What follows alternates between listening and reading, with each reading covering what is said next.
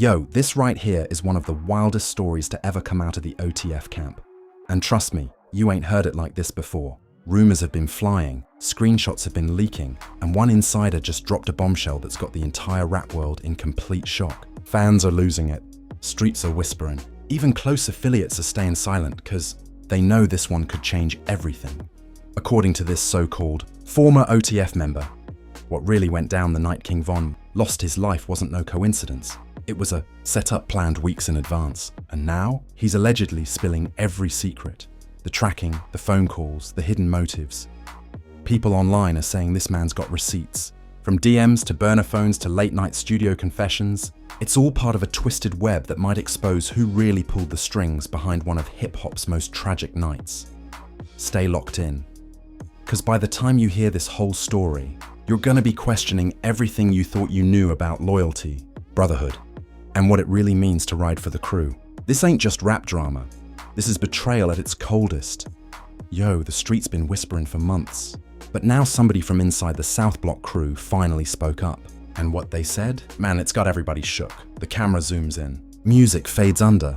Meet Lil Marlo, a name you probably never heard before, but he's the one who claims he saw it all. He was part of the South Block family, the same crew that made K-Von a household name. But lately, things been different. Real different. Marlo leans in, hoodie up, voice low but trembling with tension. It wasn't no accident, bro, he says in the leaked clip that's now all over social media. That night, everything was already in motion. They tracked him. They planned that. The internet went crazy. Fans are shocked. Blogs are reposting the clip like wildfire. Some people say he's just chasing clout.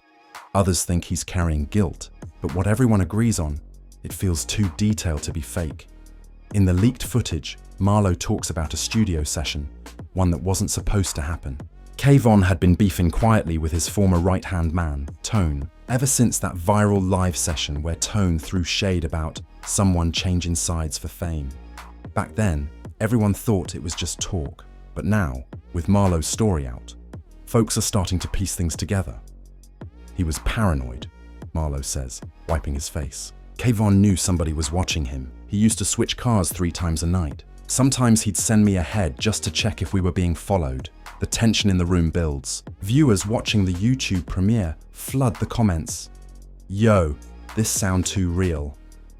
Nah, Marlo capping. If this true, Tone dirty for that.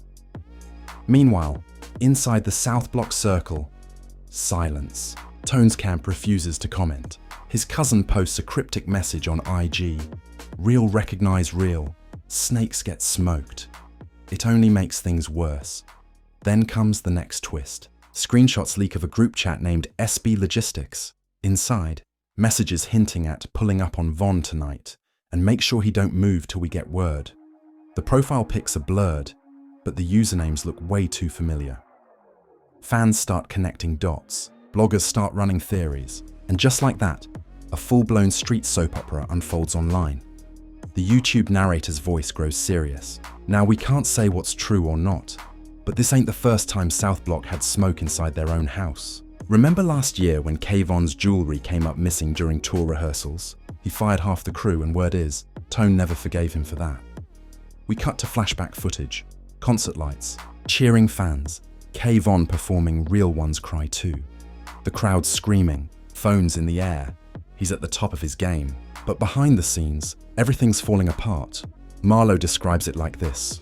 It started with money, always does. Tone wanted more, said he deserved producer credit. K-Von laughed it off. Next thing you know, Tone's starting his own label, signing K-Von's old boys. That's when the war started. The fans eat it up. The drama's too juicy. You can feel the heat through the screen. Cut to a woman sitting in her car, crying into her phone. That's Mimi, K-Von's older sister. Her TikTok live hits 500,000 views overnight. They was brothers, she sobs. Tone used to eat at our table, play video games with my nephew. Now y'all telling me he's behind this? Nah, I can't believe it. Comments flood in. Stay strong, queen. They really did him dirty SMH. This deeper than rap. Meanwhile, other voices in the neighborhood start talking. One older man, known as Uncle Dre, says he saw a car tailing K-Von's Jeep that same night. I told him something was off, Dre recalls. He just smiled and said, if it's my time, it's my time. He knew, bro. He knew. Then, another twist. A mysterious Instagram page pops up. are the real South Block files. They start dropping clips, text messages, and location pins, all allegedly from that night. The account gains 100k followers in 2 days. Post number 1. A photo of a silver Charger parked near the venue. Caption: they said he wasn't followed. Zoom in. Post number 2. An audio note of someone saying, "He moving again. Wait till he stop." Fans lose their minds. People start tagging Tone in the comments. "Explain this, bro. You was there or nah? Why you quiet?" Tone finally breaks silence with a 3-second story. Just black screen with the words, "Don't believe no rats." But that only fuels more speculation. Back on YouTube, the host narrates, "You can't make this up. Every time one person speaks, another person disappears. Marlo hasn't posted since last night. His cousin claims his phone's off." Meanwhile, Tone's lawyer's been seen outside the South City police station. Coincidence? Maybe. But the fans ain't buying it. The story's getting deeper. Fans are making timelines, analyzing every IG story, every lyric Kayvon ever posted. One fan even claims a line in his last song, "The circle got holes, I just patched it with pain," was a warning. On TikTok, creators make hour-long conspiracy breakdowns. One video shows side-by-side footage of Tone and a man in a hoodie at the scene that night. The resemblance? Uncanny. But here's where it gets cold. Kayvon's mother, Miss Angie, breaks her silence in an emotional Facebook Live. "My son ain't no saint," she says, voice breaking. "But he ain't deserve that, and if y'all know something, speak up. Don't hide behind no hashtags." The internet goes still. Comments pour in. Everyone's waiting for what comes next, because now it ain't just about a leak. It's about truth, revenge, and the unspoken rule of the streets. The one that says snitches get buried with secrets. And if Marlo's story's even halfway true, then South Block ain't just a crew anymore. It's a ticking time bomb. When the first leaks hit the internet, everyone thought it was done. Just another viral story that'd fade by next weekend. But then the DM screenshots dropped and everything exploded again. A voiceover kicks in. "Yo, this next part gon' make you look at the whole situation different." Somebody, we still don't know who, sent a batch of private messages straight to the Real South Block Files page. And when folks read those, bro, you could feel the tension through the screen. The messages show a chat between an account named Tone the Don and another one called Lil Malzo. Same spelling, same photo as the missing insider. One message reads, "Make sure he's at the club by 11. Cameras won't see that lot." Another, "If this go left, we never talk again." You know that. The host's voice drops to a whisper. Now, we don't know if these are real, but fans swear the timestamps match the night Kayvon was last seen alive. Coincidence? Maybe. But remember, Marlo disappeared right after that clip went viral. The YouTube comments go nuclear. "Bro, this like a Netflix series far." Tone finished. South Block cursed. Ripe Kayvon, justice coming. Meanwhile, local radio stations start covering the story. Reporters roll up to South City chasing interviews. Nobody's talking. Not the label, not the street team, not even Tone's mama. But somebody slips the media a detail. Tone's been holed up in a rented condo on the west side, surrounded by 2 unmarked SUVs. Cut to a shaky cell phone video from outside the condo. "Yo, that's him right there." A voice yells as a tall figure in a grey hoodie steps out, head down, pushing past cameras. The clip gets 10 million views in a day. Inside that condo, Tone's world is collapsing. He sits on the edge of a couch, staring at his phone. "Man, they trying to paint me like the villain," he mutters. "All I ever did was build that man up. Now everybody acting like I'm Judas or something." His cousin Dre tries to calm him. "Bro, you gotta drop a statement." Tone shakes his head. "Ain't no point. They already chose sides." Then the screen cuts to Mimi, Kayvon's sister again. This time on an exclusive interview livestream.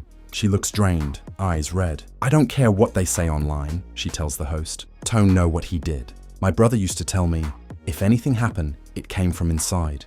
And look at us now." Fans flood the chat with crying emojis and "Now on justice for Kayvon" hashtags. The clip trends on Twitter for 3 days straight. But here's where things twist again. A new voice enters the picture. A young DJ named Reese 400, who used to record both Tone and Kayvon in the same basement studio back in the day. Reese posts a video late one night, face half hidden by shadows. "Everybody talking about DMs," he says, "but y'all don't even know about the drive. The hard drive with all the unreleased tracks, the contracts, the real paperwork." Kayvon kept copies. Somebody wanted that gone. Fans go into detective mode. Threads pop up claiming the drive was stolen from Kayvon's car the same night. Screenshots of pawn shop listings, grainy footage, theories. It's internet chaos. The YouTube host narrates, "At this point, the line between fact and rumor is completely gone." People start believing Tone set up Kayvon to get that drive back, while others think Marlowe staged the whole leak to trap him. Either way, South Block looking cursed. Then, boom, another twist. Marlowe's voice reappears. Out of nowhere, a new clip drops on TikTok, posted from an account called It's Really Marlowe. It's grainy, filmed inside a car at night. He says, voice shaking, "Y'all think y'all know what happened, but you don't. I ain't no snitch. I'm just tired of being scared." The truth? It wasn't Tone alone. There's somebody bigger behind all this. Before he can finish the sentence, the clip cuts off. Fans lose their minds. Comments explode. Who bigger? Yo, TikTok banned this fast. They trying to silence him. The host continues. Within hours, the account vanishes. No trace, but the audio already re-uploaded everywhere. People slow it down, filter the background. They claim you can hear another voice whisper, "Cut the camera." Now, every rapper in South City chimes in. Subdices, cryptic bars, half-hearted denials. The city's turned into a lyrical war zone. One rapper posts a freestyle over Kayvon's beat, rapping, "Snakes in designer. Loyalty's a myth." Tone responds the next day with a single called Ain't Me. The lyrics sound defensive. They want a villain, I gave him one. But tell the truth. Y'all made the gun. Fans dissect every line like a courtroom transcript. Back in the neighborhood, murals of Kayvon appear overnight. Candles line the block. Mothers tell their sons to stay inside after dark. Even people who never met him feel the loss heavy. And yet, behind all the grief, the gossip machine keeps spinning. A reporter claims to have text logs proving the DMs were fake. Another blog says Tone passed a polygraph. But by then, the narrative's gone too far. The host sums it up, voice heavy with drama. When trust breaks in this game, it don't matter who's guilty or innocent. Once the streets decide, that's it. Your name done. As part 2 closes, Tone stands alone on a rooftop, city lights glowing behind him. He looks out over South City, phone buzzing with notifications he'll never answer. "Let him talk," he whispers. The truth gon' bury itself. Cut to black. Comments flood in again. Yo, this series wild. The city don't sleep anymore. Every barbershop, every corner store, every blog page. Same question. Who was the bigger name Marlowe mentioned? The host's voice kicks in over a slow, eerie beat. Ever since that last clip, South City feel cursed. Streets whispering, fans arguing, and the crew that once ran the whole block can't even walk it without looking over their shoulder. Then boom.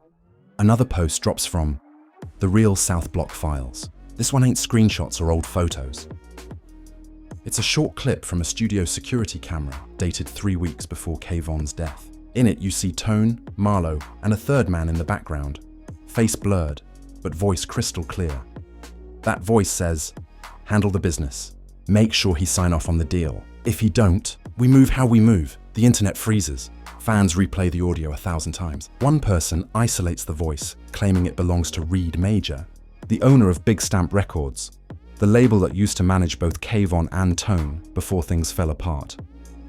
Within hours, Reed Major trends nationwide.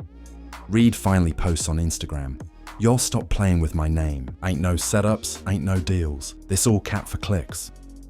But the damage is done.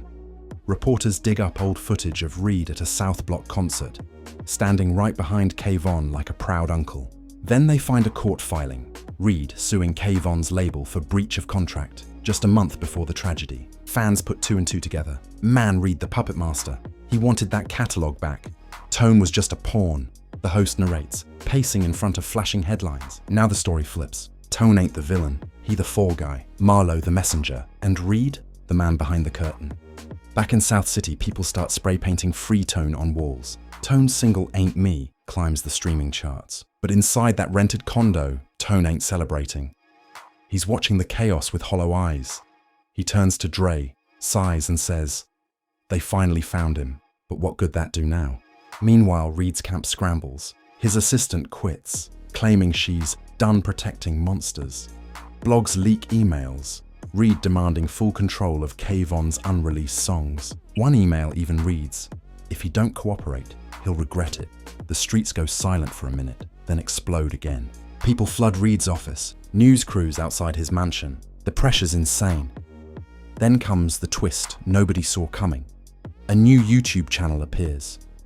Voices of South Block. No intro, no watermark. Just a video of Marlowe sitting in what looks like a motel room. Same hoodie, same scared eyes. He speaks. Yeah, Reed had plans, but he ain't pulled the trigger. Y'all wanna know who did? It was somebody right next to Vaughn. Someone we never questioned. He lifts his phone, scrolls through his messages, shows a photo. The image blurs before the camera refocuses, and fans gasp. It's Kayvon's own bodyguard, Stax, the man always in the background holding the mic cord, the one everyone called family. Marlowe continues, voice trembling. Stax was supposed to protect him. Reed paid him off. Said if he made sure Vaughn didn't make that meeting, he'd get a bag big enough to leave the state. I seen the messages. I seen the money. Then the feed cuts out again. The host picks up, voice intense. You heard that, right? The same man fans used to call the backbone of South Block might have been the one who pulled the rug from under Kayvon. Betrayal on another level.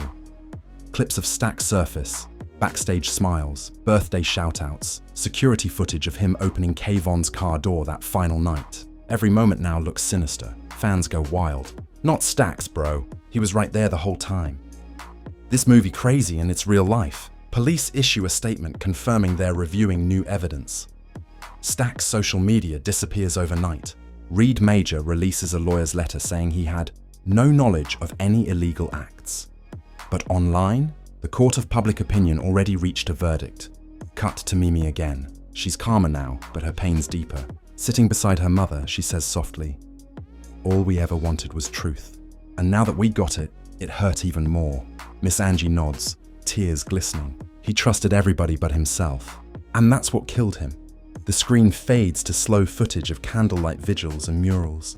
Fans singing Kayvon's last hook, "Can't run from love, but love'll run from you." The narrator's tone softens. This ain't just about who did it. It's about how fame twists loyalty, how money turns brothers into enemies. South Block used to mean unity. Now it's just echoes of what could have been. Tone finally reappears online with a single post.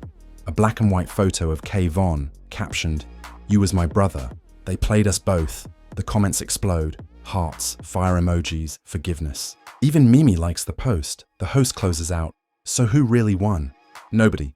Kayvon gone, Tone broken, Marlowe vanished again, and Reed still denying everything. But one thing's clear. South City'll never be the same. Man, what a ride. From loyalty to lies, from brotherhood to betrayal. The whole South Block story still got fans arguing in the comments, screenshots flying, and emotions running high. Some say Tone was framed, others swear Marlowe's still hiding more, and a few think Reed's lawyers wiped the whole thing clean. One thing's for sure, nobody walks away untouched. The city that once screamed Kayvon's name can't even play his songs without feeling that chill. And yo, that's the crazy part about fame in this game. Everybody wants a piece of your light till it burns too hot. Money gets made, families get torn, and the truth gets traded like currency. Even now, the drive with Kayvon's unreleased track still missing got fans wondering, who's holding that music? Who's keeping his legacy hostage? If you've been following since part 1, drop a huge emoji in the chat right now. Let us know whose side you're on. Team Tone, Team Marlowe, or you think they all guilty in some way. Do you believe the DMs were real? Was Stax the inside man, or just another pawn in Reed's game? Hit that like button if you felt the chills. Smash subscribe so you don't miss the next drop, and turn on them notifications, because around here, the drama never sleeps. Comment below your theory, tag your homie who loves rap conspiracies, and tell us what story you want broken down next. Remember, this is entertainment, but the lessons hit real. Loyalty is fragile, fame is poison, and secrets always find daylight. Until next time, keep your ears to the streets and your heart guarded. This is Rap World Uncut, signing off. Stay safe, stay tuned, and stay woke. Safe, stay tuned, and stay woke.